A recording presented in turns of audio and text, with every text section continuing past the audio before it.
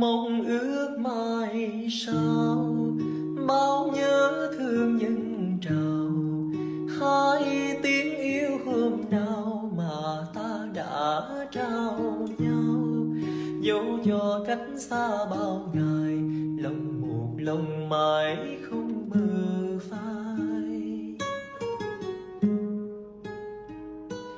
Em nhìn muôn ngàn sao trời đưa lối, ánh trăng hôm nào dường như minh chứng đôi ta.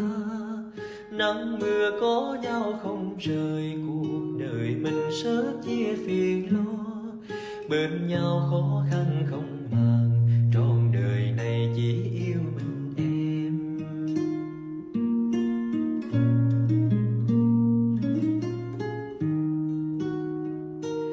Rồi đây ta sẽ